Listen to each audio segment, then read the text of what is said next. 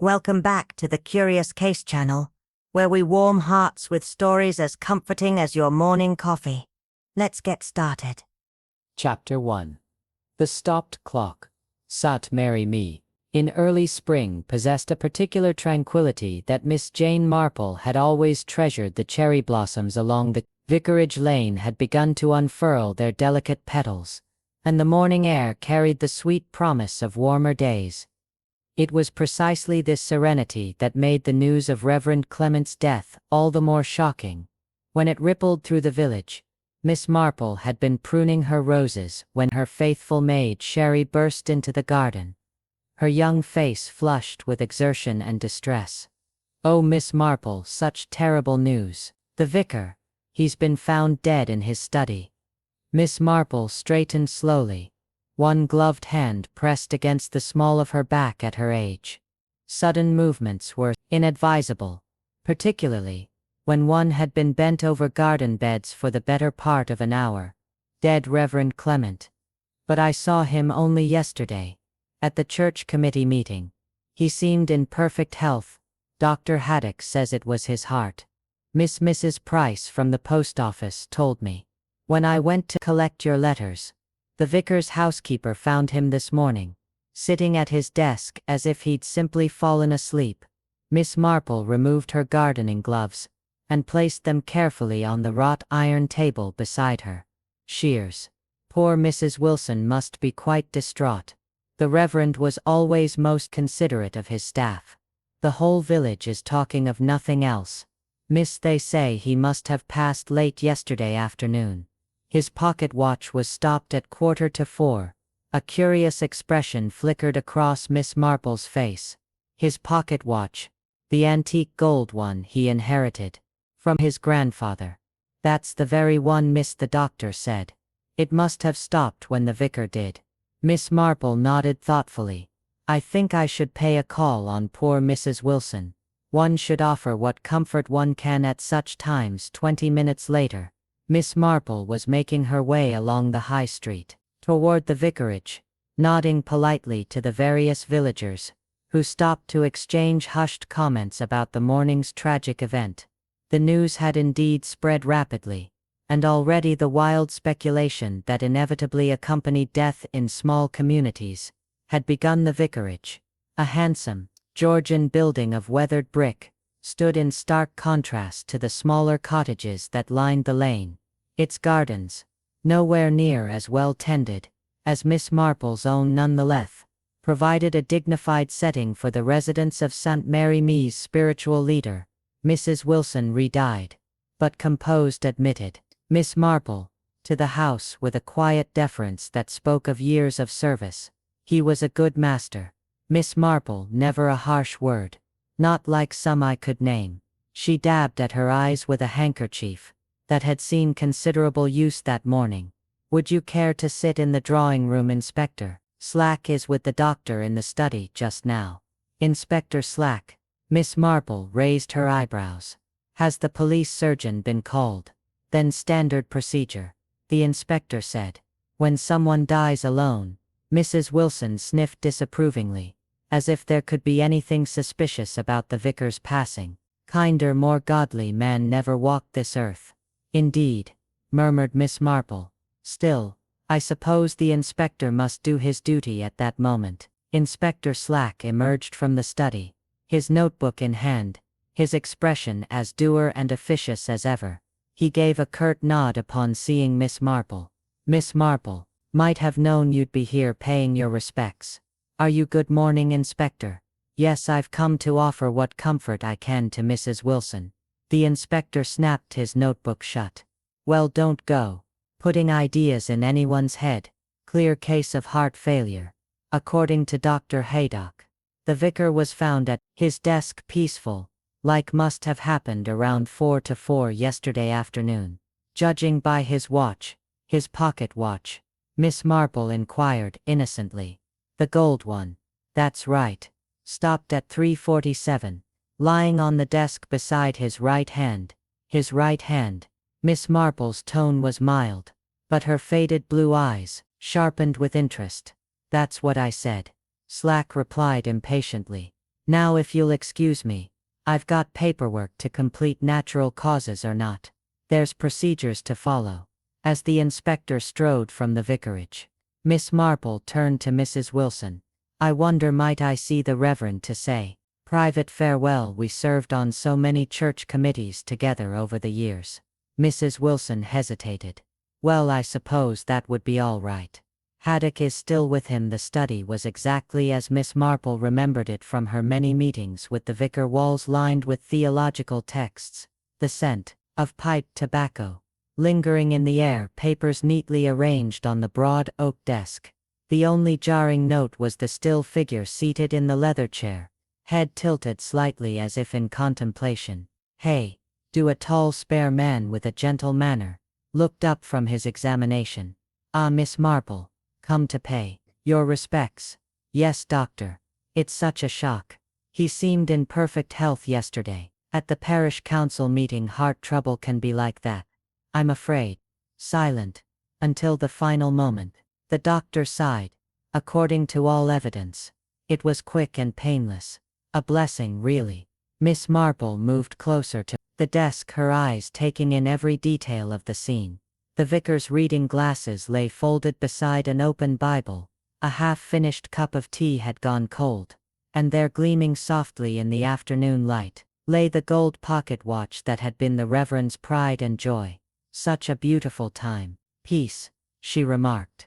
I recall the Reverend once telling me it had been in his family for generations. Indeed, Dr. Haddock nodded.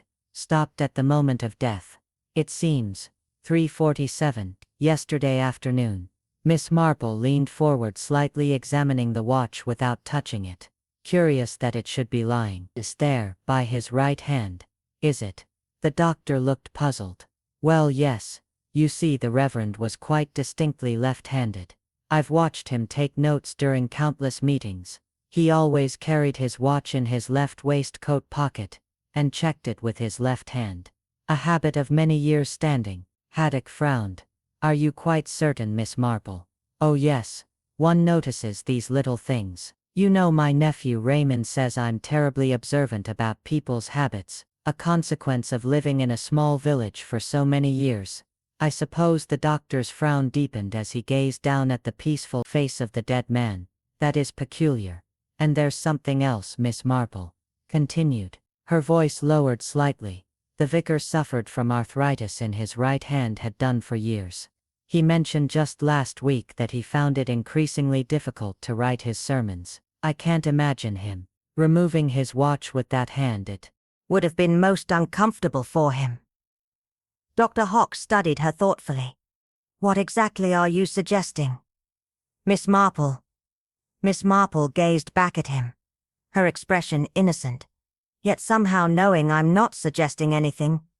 Doctor, merely observing that sometimes the simplest details can be most revealing. In my experience, people's habits rarely change, especially in their final moments. She glanced once more at the still figure of the vicar, then at the gleaming watch beside his hand. I wonder, she said softly, if perhaps someone else placed that watch there after the Reverend had passed. And if so, one must ask oneself why. As Miss Marple departed the vicarage, nodding politely to the gathering of villagers outside, she couldn't help but feel that the stopped hands of the vicar's timepiece were pointing towards something far more troubling than a simple case of heart failure. And in the quiet village of St. Mary Me, such secrets rarely remained buried for long. Chapter 2. The Unexpected Beneficiary. The drawing room of the vicarage had taken on the peculiar hush that accompanies the reading of wills. 3 days had passed since Reverend Clement's unexpected death, and the villagers of St. Mary Me had dutifully attended his funeral that morning. Now the inner circle of those with potential interest in his worldly possessions had gathered at the solicitor's request. Miss Marple sat quietly in a corner, her knitting needles working with rhythmic precision. She had been invited by the vicar's sister, Miss Dorothy Clement, a thin, nervous woman with whom she had served on countless charitable committees. I do appreciate your coming, Jane, Dorothy had whispered earlier, clutching Miss Marple's arm with surprising strength. It's all been so sudden. I hardly know what to think, Mr. Benson. Solicitor from Much Benham cleared his throat importantly. An elderly man with pins and a manner as dry as the documents he handled. He had served the Clement family for decades. Now that we are all assembled, he began, glancing around the room, I shall proceed with the reading of the late Reverend Clement's last will and testament. Miss Marple's observant gaze traveled around the gathered mourners. Dorothy Clement sat rigidly upright. Her black-gloved hands clasped tightly in her lap. Beside her was the vicar's nephew Timothy Clement, a young man with a restless manner, and what Miss Marple had always thought of as city clothes. Too fashionable by half for St. Mary Me.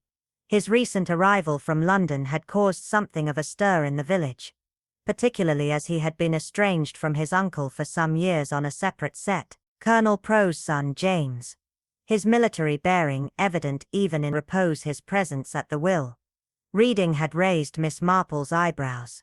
She was unaware of any particular connection between the young man and the vicar beyond the usual parish relationships. The church warden, Mr. Rollinson, occupied an armchair near the fireplace. A substantial man in his 50s with thinning hair and gold-rimmed spectacles. He had managed the church's financial affairs for over a decade, with what the parish council considered exemplary dedication, and finally somewhat apart from the others, perched on a straight-backed chair near the window, sat Miss Hartley, the vicar's secretary, was a quiet, marsy young woman of perhaps 30, whose capable efficiency had kept the parish running smoothly for the past 3 years. Her plain face was partially concealed by an unfashionable hat, and her eyes were red-rimmed from recent tears. The will is surprisingly straightforward, Mr. Benson continued, dated only 6 months ago, and properly witnessed by Dr. Haddock and myself. I, Edmund George Clement, being of sound mind and body, do hereby bequeath my worldly possessions as follows. The solicitor's voice droned on through the standard legal formalities. Miss Marple's knitting needles never faltered, though her attention remained keenly focused on each face in turn. To my sister Dorothy Mary Clement, I leave the sum of £5,000, and my collection of silver which has been in our family for generations. Dorothy's face remained impassive, though her fingers tightened momentarily around her handkerchief. To my nephew Timothy James Clement, I leave my pocket watch and the sum of £1,000, with the sincere hope that he will find his way to a more purposeful existence.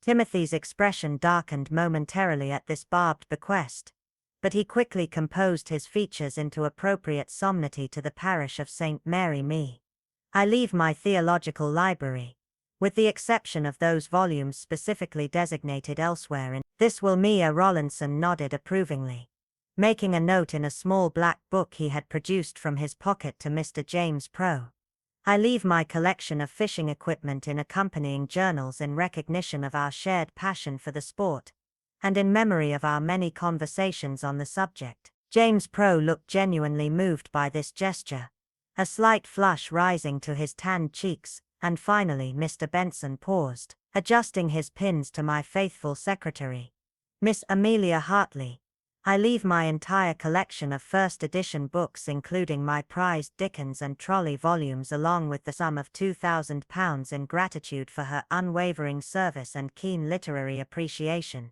A collective intake of breath rippled through the room. Miss Hartley's hand flew to her mouth, her eyes wide with disbelief. Dorothy Clement half rose from her chair, her face contorted with sudden fury. That cannot possibly be right, she exclaimed. Those books are worth a fortune. They've been in our family for generations. Edmund would never. I assure you, Miss Clement, the will is perfectly clear. Mr. Benson replied calmly. Your brother specifically mentioned that Miss Hartley had shown exceptional interest in and knowledge of the collection. He felt they would be properly appreciated in her care. Appreciated? She manipulated him. That's what she did. Dorothy turned her angry gaze toward the secretary, who had shrunk back in her chair, always there with her tea and sympathy. Weren't you making yourself indispensable, getting him to confide in you when his own family hardly saw him? I never. Miss Hartley began tremulously. The remainder of the estate, Mr. Benson continued firmly, raising his voice over the brewing argument, including the vicar's personal effects, not otherwise specified. And any remaining funds after taxes and funeral expenses is to be divided equally between St. Mary Me Church and the Diocese and Mission Fund. The announcement effectively silenced Dorothy. Though her face remained flushed with indignation, Timothy Clement was studying Miss Hartley with newfound interest. His expression calculating. Mr. Rollinson continued making notes, occasionally glancing toward the secretary with poorly concealed surprise as the gathering began to disperse. Miss Marple approached Miss Hartley, who remained seated looking rather stunned by the proceedings. "My dear," Miss Marple said gently, "would you care to take tea with me tomorrow afternoon? I imagine you could use a friendly ear about now." The younger woman looked up gratefully. "That's very kind, Miss Marple. I would appreciate that." "Excellent. 00 Cottage." Then as Miss Marple turned to leave, she noticed Timothy Clement engaged in what appeared to be an intense conversation with James Prothero in the hallway. Their voices were too low to distinguish words, but their body language suggested disagreement of some kind. Timothy's hands gesticulated sharply while James stood with arms folded, his military posture unyielding outside the vicarage. Miss Marple found herself walking alongside Mr. Rollinson. The church warden appeared troubled, repeatedly removing and polishing his spectacles.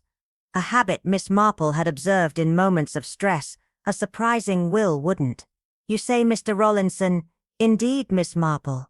Most surprising. Were you aware of the vicar's interest in book collecting?" "I know he treasured his library, but I had no idea some volumes were so valuable." Rollinson replaced his spectacles carefully. "The Dickens alone must be worth several hundred first editions, you know. And the complete Beckchester Chronicles by Trollope, quite rare in such pristine condition. And all going to Miss Hartley. How interesting that she shared his passion for literature." "Yes, interesting." He hesitated. "Miss Marple, did you happen to notice anything unusual about the vicar in the days before his death?" "Unusual? In what way?" He had been reviewing the church accounts with particular attention.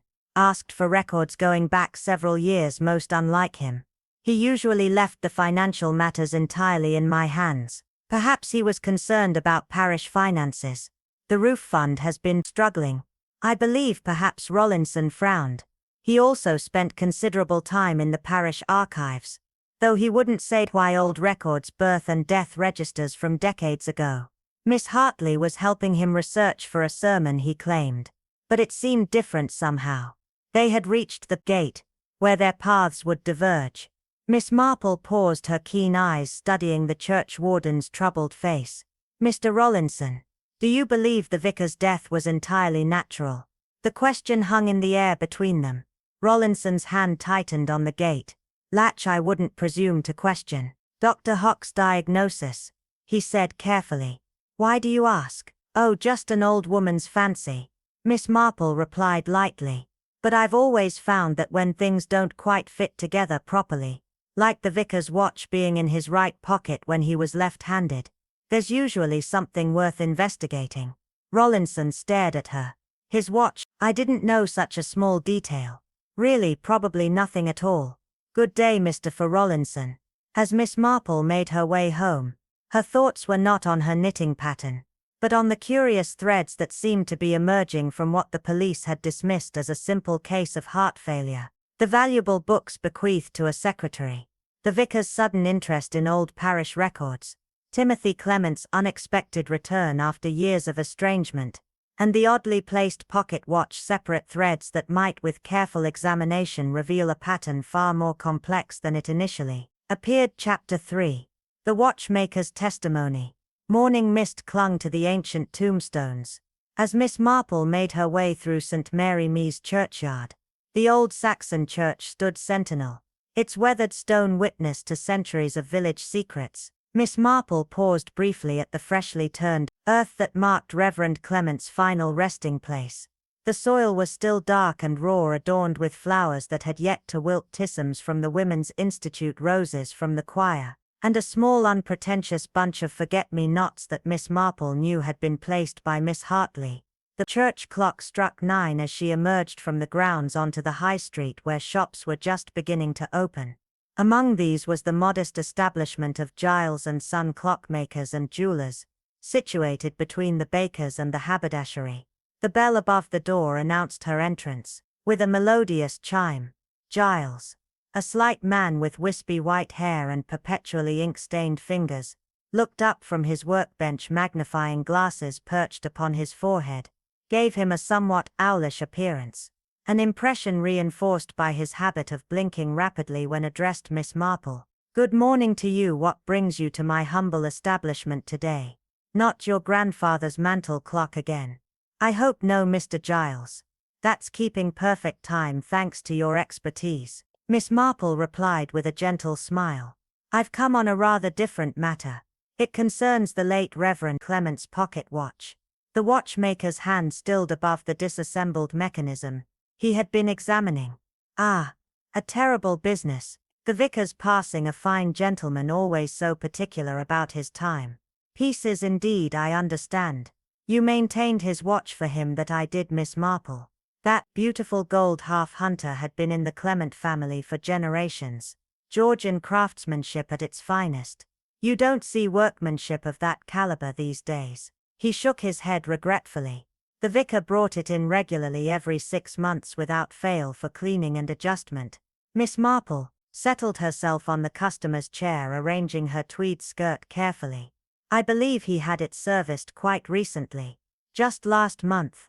Mr. Giles nodded vigorously. "A minor issue with the winding mechanism. Nothing serious. I had it sorted within the day when he collected it.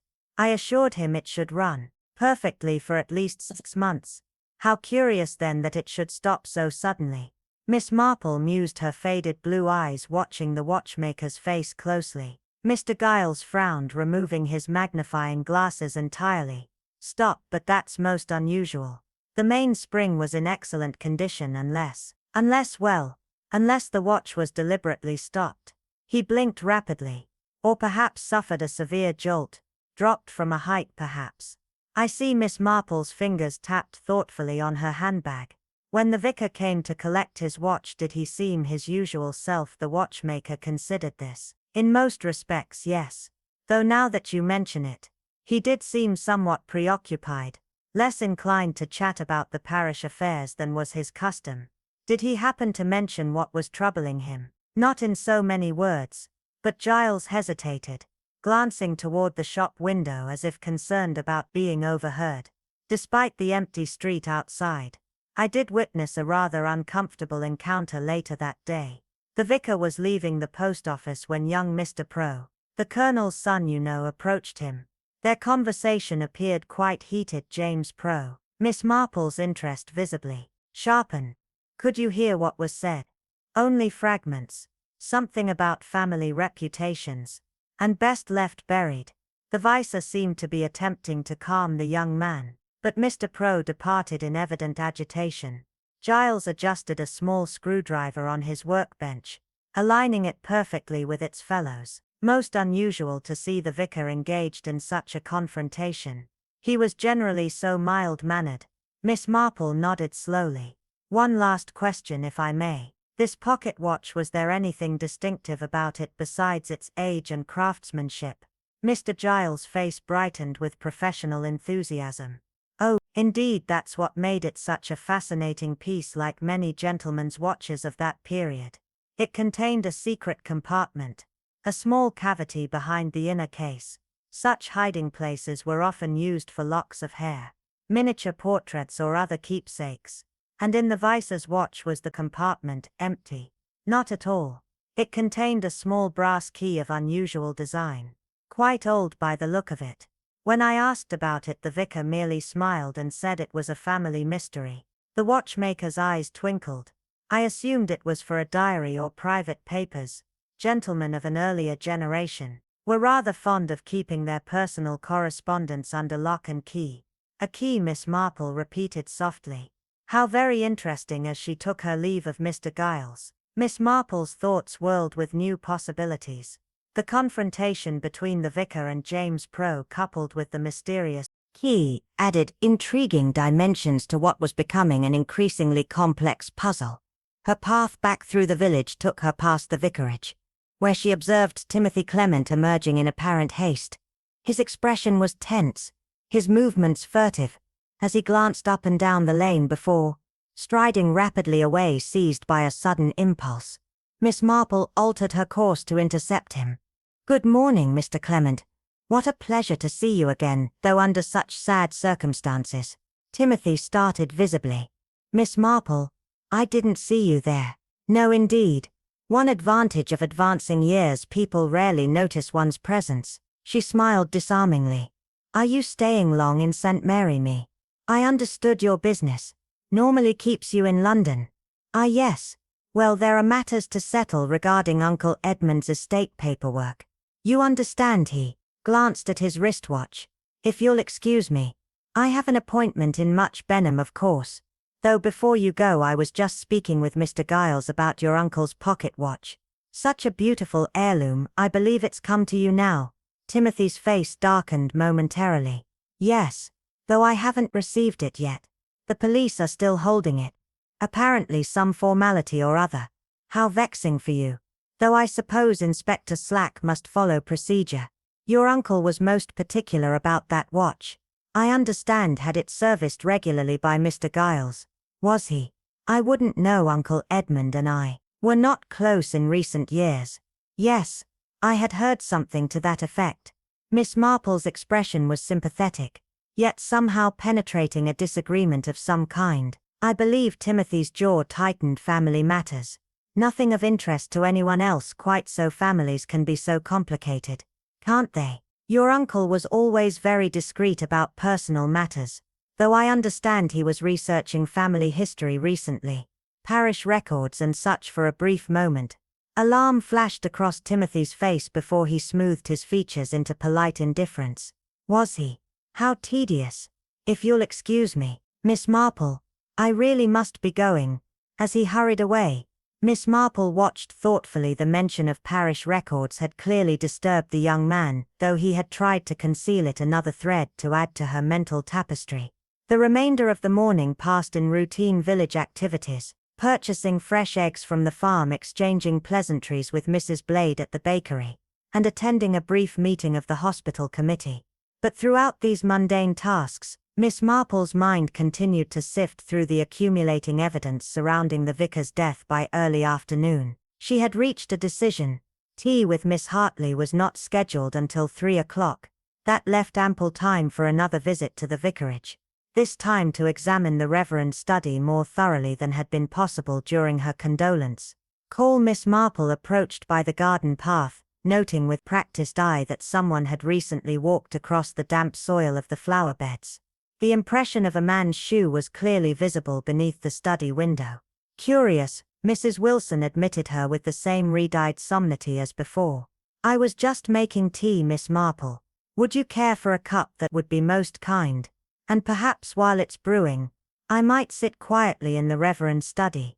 I find it comforting somehow to be surrounded by his books. He had such a fine theological library.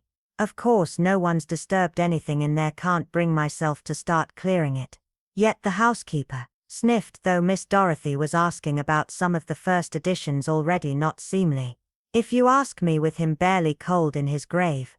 The study was much as Miss Marple remembered it. The leather chair where the vicar had breathed his last, the oak desk with its green blot, the walls lined with bookshelves. But now, with no other observers present, she could examine the room with greater attention to detail. The desk drawers were unlocked, containing nothing more remarkable than sermon notes, parish correspondence and church bulletins. The blot, when lifted, revealed no hidden papers. The bookshelves held mainly theological works, biblical commentaries and church histories, with a separate section devoted to the first editions that had caused such consternation at the will. Reading it was only when Miss Marple knelt somewhat stiffly to examine the lower shelves that she noticed a small wooden box tucked behind a row of hymnals. Withdrawing it carefully, she found it to be locked, a simple brass lock that immediately brought to mind the key Mr. Giles had described. Her fingers had just traced the keyhole when Mrs. Wilson entered with the tea tray. Miss Marple smoothly returned the box to its hiding place. "Here we are, Miss Marple. I've brought some of my seed cake as well." The vicar was always partial to it. How thoughtful, Mrs. Wilson, tell me. Did the vicar often receive visitors in the days before his death? Not more than usual. The regular parish business, you know. Though young Mr. Prothero did come by one afternoon, left in quite a state. He did indeed. Did you happen to overhear their conversation? Mrs. Wilson looked slightly uncomfortable. I wouldn't want to speak ill of anyone. Miss Marple, of course not. But if there was some disturbance, well, they did raise their voices toward the end. Mr. Prothero was saying something about family matters being private, and the vicar replied that truth had a way of emerging, whether one wished it or not. The housekeeper frowned, most unlike the vicar to be involved in any sort of quarrel. Miss Marple sipped her tea thoughtfully. And Miss Hartley, did she assist the vicar with his research into parish records? Spent hours they did poring over those dusty old books, birth records, marriage registers, death certificates. From decades ago, the vicar said they were tracing the history of some local families for a paper he was writing. Which families in particular I couldn't say for certain, though I did hear him mention the Prothero name once or twice. Mrs. Wilson leaned forward confidentially. Between ourselves, Miss Marple, I think he'd found something that troubled him greatly the night before he passed. I heard him pacing in his study until the small hours. Most unlike him. As Miss Marple departed the vicarage, some time later, her mind was alight with new connections. The vicar's research into parish records, the confrontation with James Prothero, the key hidden in the watch and the locked box behind the hymnals. All pieces of an increasingly complex puzzle. And somewhere within that puzzle, she felt certain, lay the true explanation for Reverend Clement's untimely death. Chapter 4. Letters in the library. The afternoon sunlight filtered through Miss Marple's lace curtains, casting delicate patterns across the blue Wedgwood tea service. Miss Hartley sat perched on the edge of the chintz-covered armchair, her hands folded tightly in her lap. Despite the warmth of the day, she had not removed her cardigan, a faded brown affair that did nothing to enliven her complexion. I can't thank you enough for inviting me, Miss Marple, she said softly. The past few days have been difficult. I can well imagine. Miss Marple poured tea with practiced precision, milk and 1 sugar, if I remember correctly. Miss Hartley looked surprised. Yes, that's right. How did you know I've observed you at parish functions, my dear? One develops an eye for detail in a village like St. Mary Me. People's habits become familiar. She passed the delicate cup. Rather like the vicar's habit of carrying his watch in his left waistcoat pocket. The secretary's hand trembled slightly, causing the teacup to rattle against its saucer. His watch, yes. A beautiful gold piece. Georgian, I believe, Mr. Giles said, with a most interesting hidden compartment containing a small brass key. Miss Hartley set down her cup, untouched, her eyes suddenly wary. I'm not sure what you're suggesting, Miss Marple. I'm not suggesting anything, my dear.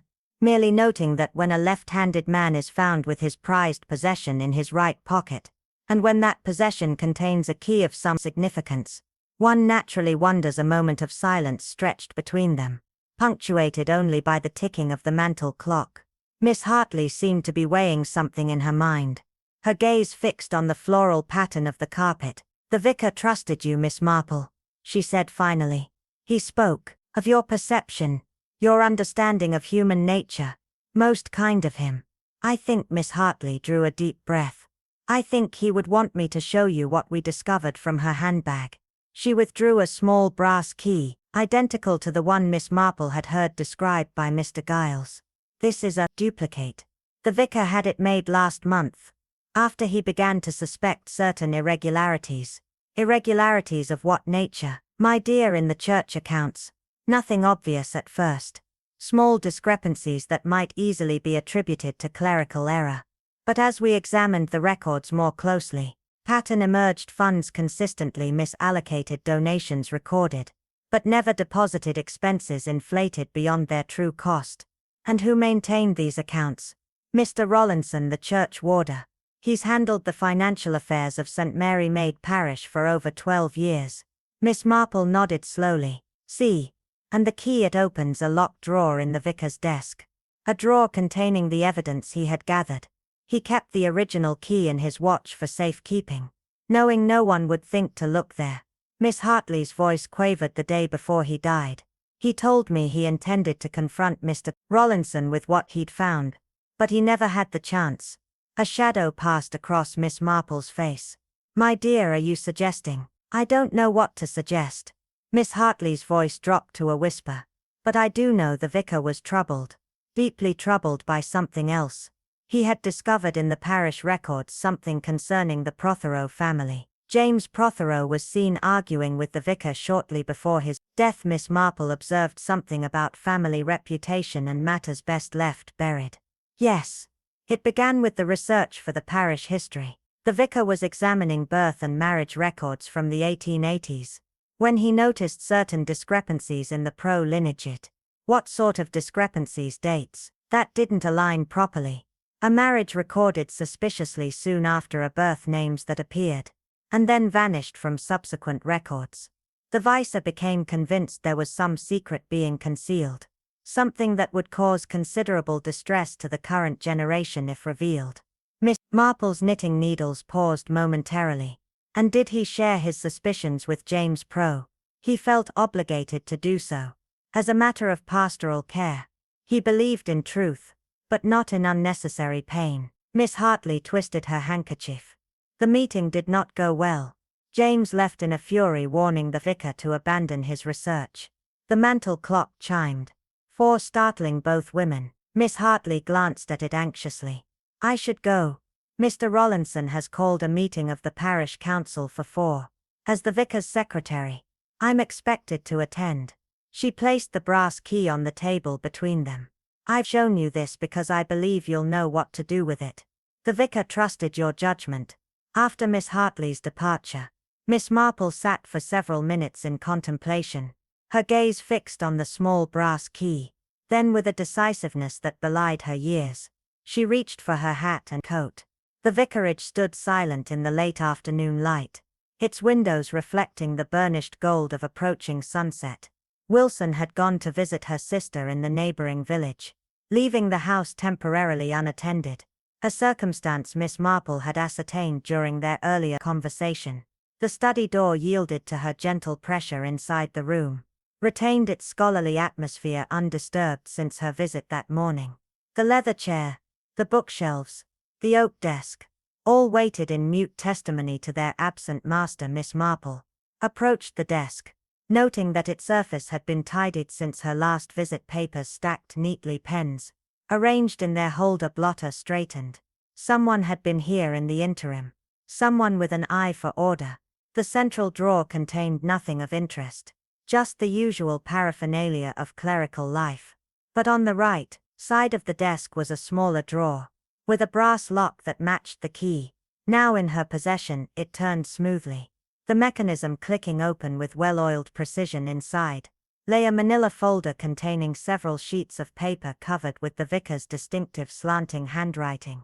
Beside it was a small leather-bound notebook, and an envelope addressed simply to be opened in the event of my death. Miss Marple's heart quickened as she lifted the envelope. The flap was unsealed, suggesting its contents had been reviewed recently. Inside was a single sheet of paper dated just 3 days before the vicar's death. To whom it may concern, she read. I have in the course of my duties uncovered evidence of financial malfeasance within the parish accounts maintained by Mr. Harold Rollinson.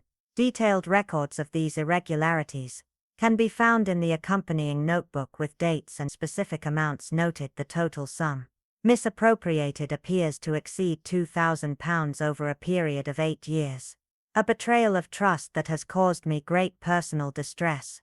Miss Marple turned to the notebook, which contained meticulous entries detailing discrepancies between reported and actual expenditures, donations recorded but never deposited, and systematic manipulation of accounts to conceal the ongoing theft.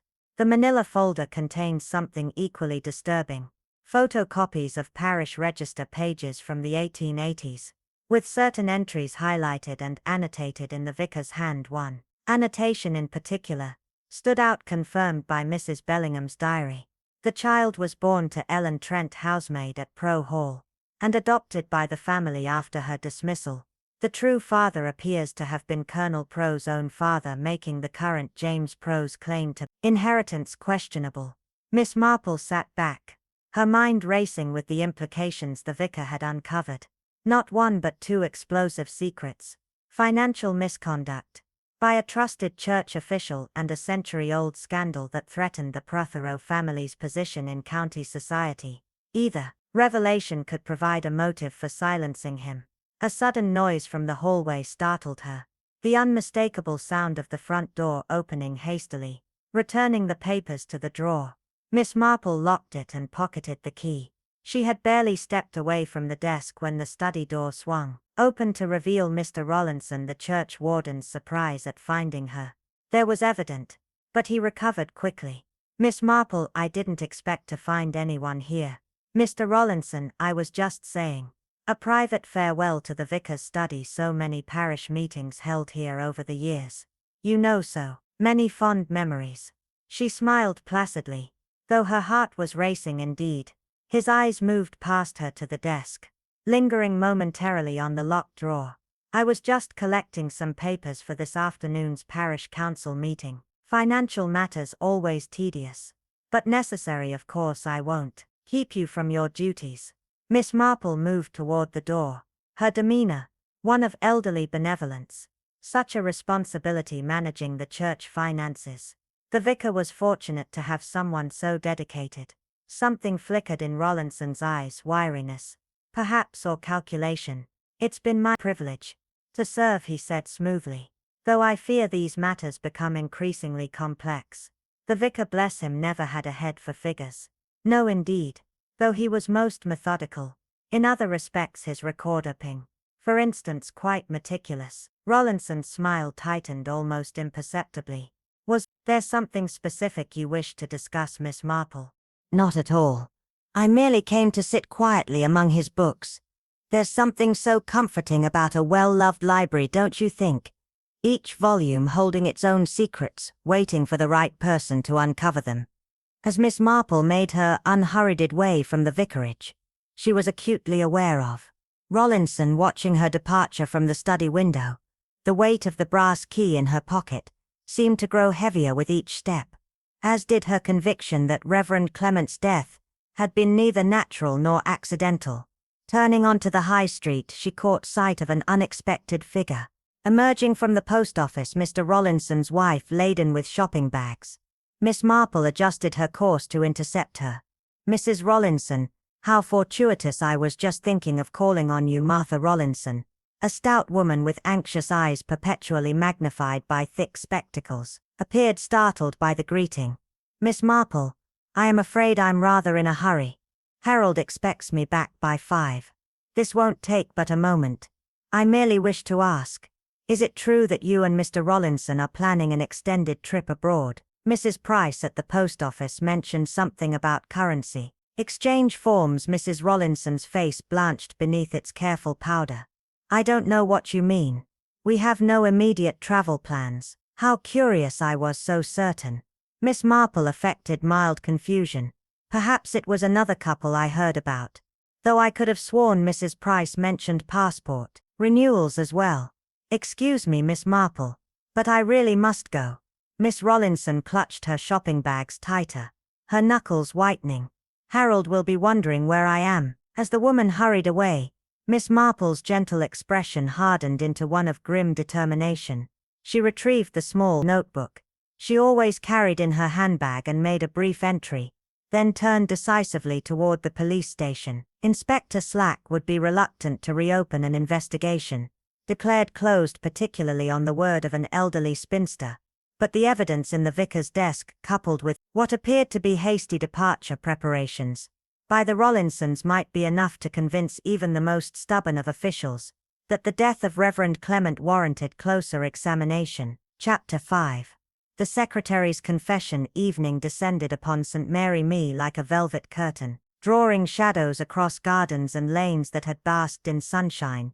Mere hours before the transition from day to night seemed to Miss Marple a fitting metaphor for how swiftly certainty could give way to doubt, clarity to confusion. Inspector Slack had received her information with characteristic skepticism.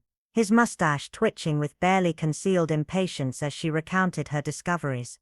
Only the production of the vicar's note and the brass key had prevented him from dismissing her concerns outright. "I'll look into these allegations against Mr. Rollinson," he had conceded grudgingly. "Financial impropriety is a serious matter. But as for reopening the investigation into the vicar's death, that would require substantial evidence of foul play. Miss Marple more substantial than a misplaced pocket watch and village gossip." Now as she sat by her fireplace with a half-finished piece of knitting in her lap, Miss Marple reflected on the tangled threads of the case: the embezzled church funds, the pro-family secret, the mysterious research in parish records. Somewhere among these disparate elements lay the truth about Reverend Clement's death, but which thread when pulled would unravel? The entire tapestry. A gentle tapping at her front door interrupted her reverie. Cherry, who had been dozing in the kitchen, hastened to answer it, returning moments later with a rain-spattered "Miss Hartley, I'm so sorry to disturb you at this hour." "Miss Marple," the secretary began, her voice strained with evident distress, "but I couldn't bear it any longer. The pretense, the fear, the terrible uncertainty. My dear child, you're shivering. Come sit by the fire. Cherry, would you bring us some hot tea?" Miss Marple set aside her knitting and leaned forward, noting the younger woman's pallor and the feverish brightness of her eyes. "Something has happened, hasn't it?" Miss Hartley sank into the offered chair, her rain-dampened coat clinging to her slight frame. "Someone broke into the vicarage study tonight. I had returned to collect some personal items, letters I had left in my desk drawer. The place had been ransacked, papers scattered everywhere, books pulled from shelves, even the carpet partly lifted as if someone was searching beneath it. Did you report this to Inspector Slack?" "I went directly to the police station, but the inspector was out investigating another matter. The constable took my statement, but seemed to think it was probably just local boys looking for valuables." Miss Hartley twisted her gloves in her hands. "But it wasn't random vandalism. Miss Marple, whoever searched that room knew exactly what they were looking for: the vicar's evidence against Mr. Rollins. Perhaps she hesitated, her gaze dropping to her tightly clasped hands. "You know something more about the vicar's death, don't you?" Miss Marple's voice was gentle but insistent. "Something you haven't shared with anyone." "I loved him." The words emerged as a whisper forced from depths of emotion long suppressed, not in a romantic sense, or at least I never allowed myself to think of it that way. He was 20 years my senior, a man of God, my employer. But there was a connection between us, an understanding that went beyond ordinary friendship. Miss Marple nodded, her eyes compassionate. "I suspected as much. The way you spoke of him, the depth of your grief, it suggested a bond of unusual strength. He knew, I think, though we never acknowledged it openly. Perhaps that's why he left me. His books, they had been the foundation of our relationship, our shared passion for literature and history." Miss Hartley's voice steadied as she spoke of their intellectual connection. "We would spend hours discussing Trollope and Dickens, debating theological interpretations, exploring historical mysteries. And this shared intellectual life led to your assistance with his research." "Yes." "At first it was purely academic, the parish history documenting the lineage of prominent local families. But then we discovered the irregularities in the Prothero records." She leaned forward earnestly. "You must understand, Miss Marple, the vicar never intended to cause pain or scandal. He believed that truth, however uncomfortable, was preferable to perpetuating falsehood. The truth regarding James Prothero's ancestry." Miss Hartley nodded. "The child born to the housemaid Ellen Trent was not formally adopted as the family claimed. He was the illegitimate son of the elder James' great-grandfather by a servant girl, who was subsequently dismissed and sent away with a small settlement. The child was raised as the son of the heir, and his wife, who had been unable to conceive a convenient arrangement for all concerned, except that it created a false line of inheritance that continues to this day. And Reverend Clement shared this discovery with James Pro. He felt morally obligated to do so. The deception did not invalidate James's legal position. Too much time had passed for that. But it did mean that his blood connection to the Pro-Theo legacy was not what he had always believed." Miss Hartley's expression darkened. James was furious. He accused the vicar of meddling in matters that didn't concern him, of threatening to destroy his family's standing in the community. He stormed out, warning that if the vicar spoke a word of this to anyone else, he would regret it bitterly. The rain pattered against the windows, punctuating the silence that followed. This revelation, Miss Marple's mind was working rapidly, assembling the pieces of this increasingly complex puzzle. And yet, despite this threat, the vicar continued his research. He was troubled by the confrontation, but determined to document the truth, not for public exposure, but for historical accuracy. Miss Hartley's voice faltered. The day before he died, he told me he had made a decision. He would record the facts in a sealed document to be placed in the parish archives, not to be opened for 50 years. By then, he reasoned, all parties directly involved would have passed on, and the revelation would be of historical interest. Only a sensible compromise, Miss Marple observed, but one that apparently came too late. The morning of his death, he asked me to prepare the special archival paper and binding materials. He seemed preoccupied, but resolute.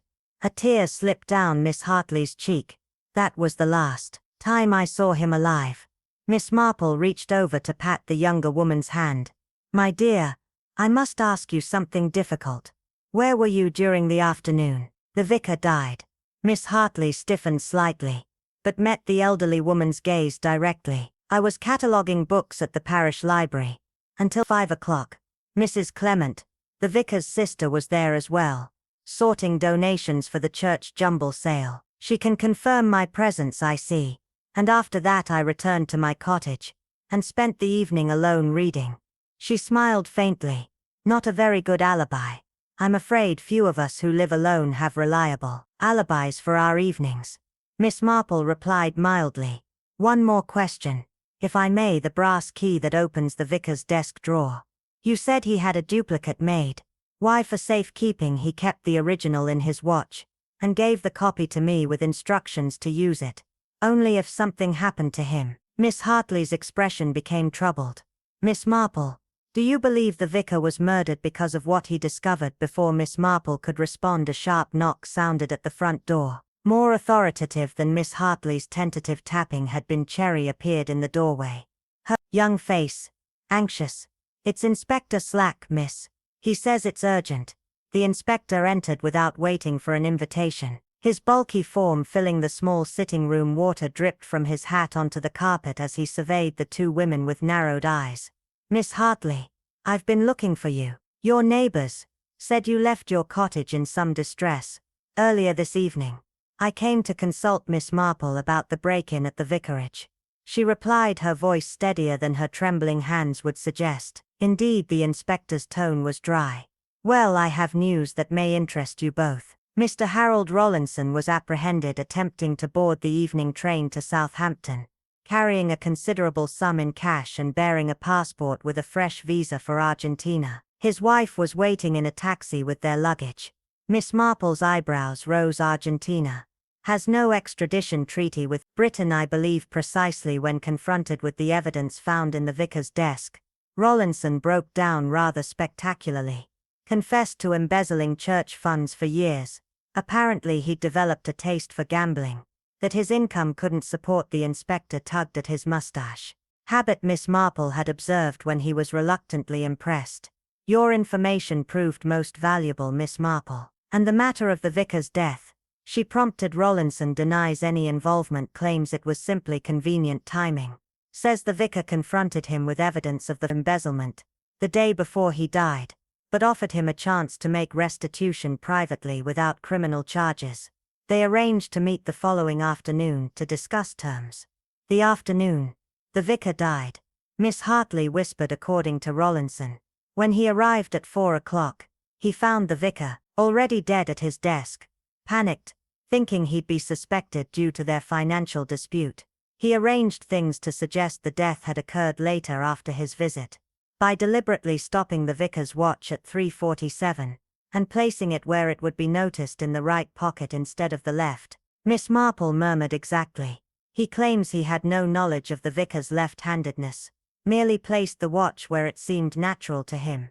The inspector frowned. A convenient story, but possible.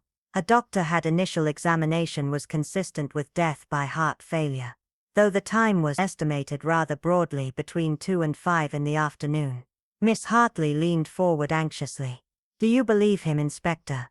I'm not paid to believe Miss Hartley, but to investigate, and my investigation has now expanded to include the possibility that the vicar's death was not due to natural causes. He turned to Miss Marple, which brings me to another matter. The break-in at the vicarage this evening. Nothing appears to have been stolen, but the study was thoroughly searched. Would either of you have any idea what the intruder might have been looking for? Miss Marple and Miss Hartley exchanged glances. It was the secretary who spoke first. The parish records, she said quietly. The evidence concerning the Brother family. As Miss Hartley recounted the details of the vicar's historical research, and James' brother's angry reaction, the inspector's expression grew increasingly grave. The steady drumming of rain against the windows provided a somber backdrop to her narrative of century-old secrets and present-day threats. Two separate motives, Miss Marple observed. When Miss Hartley had finished financial exposure and family scandal, either might drive someone to desperate measures. Indeed, the inspector closed his notebook with a decisive snap. I think it's time I had a conversation with Mr. James Pro about his movements on the afternoon of the vicar's death. He glanced at Miss Hartley. And I'd advise you to be careful, miss. If there is a killer in St. Mary Me, and if that person believes you share the vicar's knowledge, you could be in considerable danger after the inspector's departure.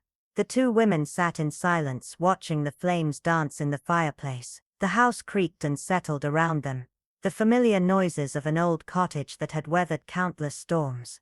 You should stay here tonight, Miss Marple said finally. The guest room is always prepared, and I would feel better knowing you were safe tomorrow.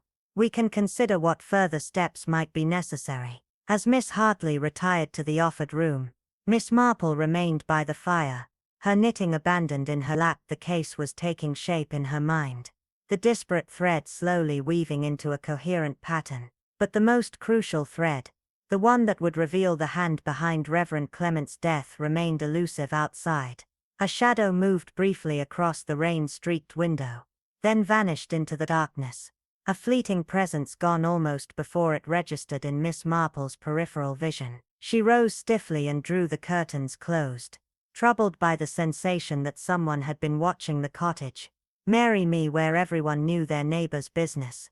Such furtive observation was both unusual and ominous. As she secured the locks on doors and windows before retiring, Miss Marple reflected that the evening's revelation had transformed what had seemed a simple case of heart failure into something far more sinister, a deliberate act designed to silence a man who had uncovered too many uncomfortable truths. And somewhere in the village, the person responsible was growing increasingly desperate as their secrets teetered on the edge of exposure. Chapter 6. The time of death. Dawn arrived in St. Mary Me, with a pearlescent light that transformed the rain-washed village into something almost ethereal. Miss Marple stood at her bedroom window, observing the delicate mist rising from her garden as she contemplated the revelations of the previous evening, the embezzled church funds, the century-old scandal that threatened the Prothero legacy, the mysterious intruder at the vicarage. Each element suggested a different path to the truth. Yet somehow they must converge. She had slept poorly, her dreams disturbed by the image of that fleeting shadow beyond her window. The sense of being watched had lingered through the night, like a discordant note in a familiar melody in her experience. Such intuitions were rarely mistaken. The soft creak of floorboards in the hallway announced Miss Hartley's awakening minutes later. The secretary appeared in the doorway of the breakfast room, her face pale but composed. I've made a decision, she announced, without preamble. I'm going to leave St. Mary Me. There's nothing for me here now. That the vicar is gone, and these revelations have made staying impossible. Miss Marple regarded her thoughtfully. A hasty departure might be interpreted as an admission of guilt. My dear Guilt, I have nothing to feel guilty about, Miss Hartley protested, though a flush rose to her cheeks. I loved him. Yes, But I would never have harmed him. Never. I believe you, Miss Marple said gently. But Inspector Slack might view your departure differently. And there is still the matter of the vicar's bequest. Those valuable first editions. It would be a shame to abandon them, after he so clearly wished you to have them. Miss Hartley sank into a chair at the breakfast table, her earlier resolve visibly wavering. Hadn't thought of that. The books, they're all I have left of him, of our conversations, our shared passion for literature. Precisely. And I suspect there may be something else the vicar left for you, perhaps unknowingly. Miss Marple poured tea for them both, the familiar ritual bringing momentary calm to the troubled atmosphere. Tell me, did the vicar make any notes during his research into the Pro family history? Extensive ones. He was most methodical in his documentation. And where are these notes now? Miss Hartley's brow furrowed in his study. I suppose, or perhaps scattered across the floor after last night's break-in. Unless, Miss Marple suggested delicately, they were what the intruder was seeking, in which case they may now be destroyed, or in the possession of someone with a vested interest in keeping the Prothrow secret hidden. The secretary's eyes widened with sudden understanding. The first editions, she whispered. The collection he left to me, several of them, had his personal annotations in the margins.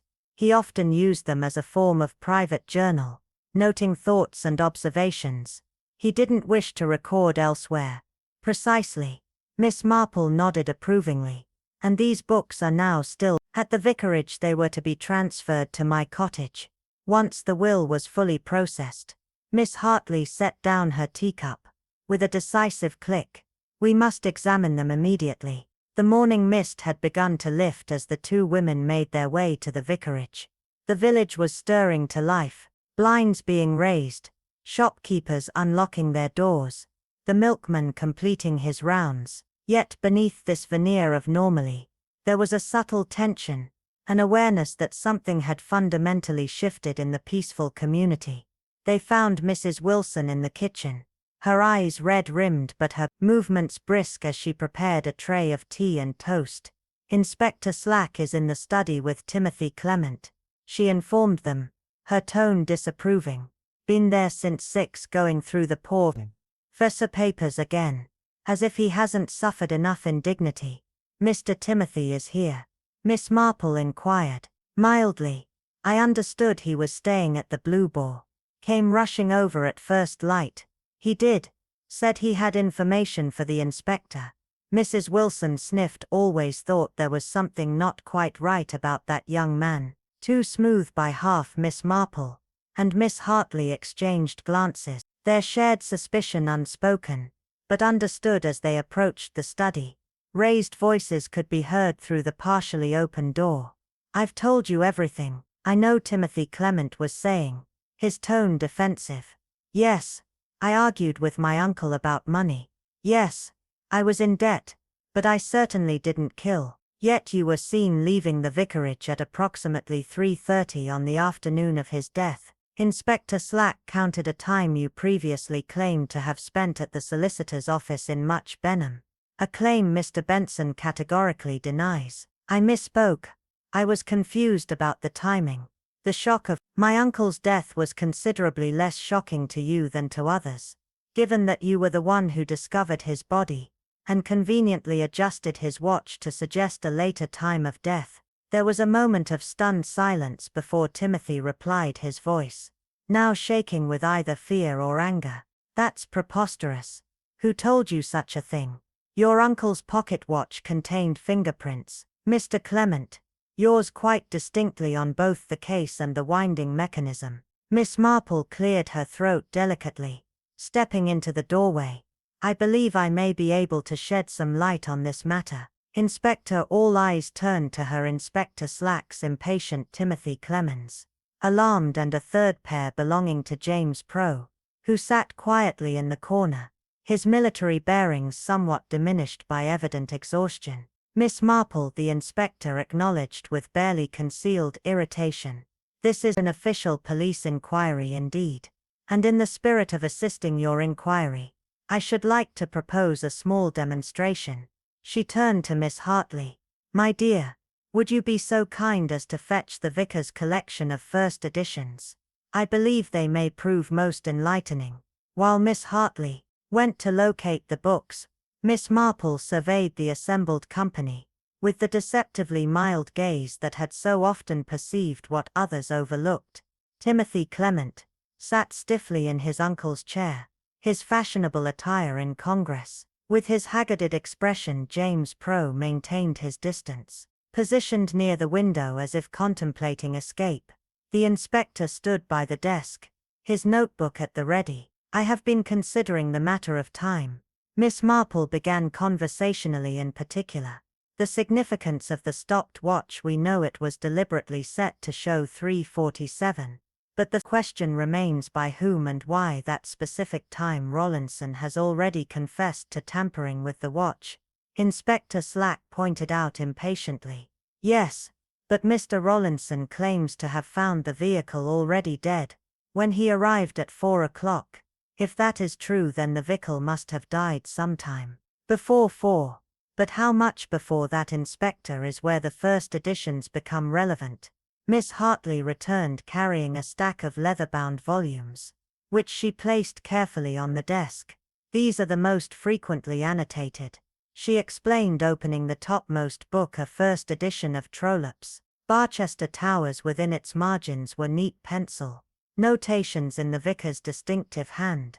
The vicar used these books as a form of diary, Miss Marple explained, turning the pages until she found what she sought. Ah yes, here, dated the day before his death, to see. Arrived unexpectedly, demanding money claims.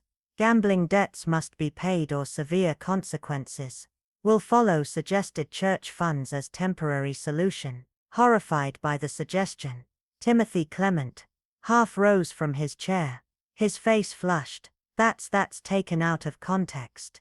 I never suggested stealing from the church, yet you did visit your uncle to request financial assistance. Miss Marple pressed. And you were aware that he had uncovered Mr. Rawlinson's embezzlement? I didn't know the details, only that there were irregularities in the accounts that troubled him. Timothy sank back into his chair, visibly deflating. Yes, I needed money. I've made some unwise investments, but I would never have harmed my uncle. Miss Marple turned to another book. This one, a Dickens first edition. The vicar made additional notes on the morning of his death. Meeting with J.P. Most distressing. His anger at family revelations exceeded all reasonable bounds. Threatened exposure would be met with resistance by any means necessary. James Prothrow's face remained impassive, though his knuckles whitened where they gripped the windowsill. The vicar was meddling in matters that didn't concern him, he said stiffly. Family history should remain private, even when built upon deception. Miss Marple inquired gently. The truth about your great-grandfather's parentage would not have affected your legal inheritance, merely the perception of your bloodline. The Prothrow name has stood for honor and breeding for generations. To have that questioned, to become the subject of village gossip and country house whispers, it would have been intolerable. Intolerable enough to silence the vicar permanently before James could respond. Miss Marple opened a third volume, a first edition of Austen's Emma, that had clearly been well loved. The vicar's final entry, written I believe shortly before his death, have resolved the matter of J.P.'s family history, will place documentation in sealed archive, not to be opened for 50 years. T.'s financial situation, more troubling evidence suggests cooperation with R in misappropriation of funds. Confrontation at 3 this afternoon could prove difficult. If persuasion fails, must consider formal accusations. A heavy silence fell over the room, as the implications of these words registered with each listener. Inspector Slack was the first to speak. 3 o'clock, not 4, and suggesting complicity between Timothy Clement and Rawlinson. Precisely, Miss Marple nodded. The vicar had discovered not only Mem Rawlinson's embezzlement, but also his nephew's involvement in it. Timothy had accumulated gambling debts far beyond his means. Mr. Rawlinson had been systematically defrauding the church for years together. They had established an arrangement, Timothy's silence in exchange for a share of the misappropriated funds. Timothy Clement leapt to his feet, his composure finally shattering. You can't prove any of this. It's all speculation based on cryptic notes in old books. On the contrary, Inspector Slack interjected. Mrs. Rowlinson has been most forthcoming since her husband's arrest. She confirms regular payments to you over the past year. Mr. Clement, quite substantial payments. The vicar confronted you both that afternoon. Miss Marple continued quietly. First you, Timothy. At 3 o'clock the meeting became heated in a moment of panic. Fearing exposure and disgrace, you struck your uncle, perhaps not intending to kill him, but with fatal consequences nonetheless. Then realizing what you had done, you arranged the scene to suggest natural causes, and reset his watch to a later time. Why would I change the time? Timothy demanded, though his voice had lost its earlier confidence to implicate Mr. Rowlinson. Of course you knew he was scheduled to meet the vicar at 4. By setting the watch to 3:47, you created the impression that the vicar died shortly before Rowlinson's arrival, making him the obvious suspect. But you made a crucial mistake. The left-handed watch placement. Inspector Slack murmured. Exactly. The vicar habitually carried his watch in his left waistcoat pocket. But you placed it by his right hand, a small detail. But revealing Miss Marple's eyes were sorrowful as she regarded the young man who now stood pale and trembling. What you didn't anticipate was that Mr. Rowlinson, upon finding the vicar dead, would make the same assumption about the timing, and would further adjust the scene to protect himself, inadvertently complicating your plan. Timothy Clement seemed to crumple inward, all pretense of innocence abandoned. It was an accident, he whispered. I just pushed him. I didn't mean for him to fall against the desk like that. When I realized he wasn't breathing, I panicked. The watch was just there, setting it to implicate. Rowlinson seemed like my only option as Inspector Slack moved to formally arrest Timothy Clement. Miss Marple turned her attention to James Pro, who had observed the proceedings with increasing discomfort. You, Mr. Prothero, are guilty of anger and poor judgment, but not of murder. Your confrontation with the vicar, while regrettable, occurred the day before his death. And I believe the vicar's final notes suggest he had found a solution that would have preserved your family's public standing. While honoring historical truth, James Prothero straightened his military bearing, reasserting itself. I behaved abominably toward him, he admitted stiffly. The revelation was a shock. I said things I deeply regret. And the break-in at the vicarage last night? Miss Marple inquired, her tone conversational, despite the gravity of the subject. I feared what might be in his papers. James looked away, shame evident in his posture. After hearing of Rowlinson's arrest and the reopening of the investigation, I became concerned that the family history might become public knowledge in the ensuing scandal. I searched for any documentation but found nothing conclusive, because the vicar had already secured that information where it would remain private for 50 years. Miss Marple concluded gently. His final act was one of compassion, Mr. Prothero. Perhaps you might honor his memory by showing similar compassion toward yourself and the truth of your heritage. Later that evening, as Miss Marple and Miss Hartley sat by the fire in the small cottage on the edge of the village, a sense of melancholy permeated their conversation despite the satisfaction of resolution. I still can't quite believe it, Miss Hartley said softly. Timothy seemed so normal. So ordinary to think he could strike down his own uncle over money. The most dangerous emotions, my dear, are often the most commonplace: greed, fear, pride. Timothy feared exposure and financial ruin. His pride couldn't bear the thought of public disgrace in the moment when those fears collided with the vicar's unflinching integrity. Tragedy became inevitable. Miss Hartley gazed into the dancing flames. What will happen to the first editions now they contain so much of the vicar's private thoughts? They belong to you as he intended, perhaps in time. They will bring you comfort rather than pain.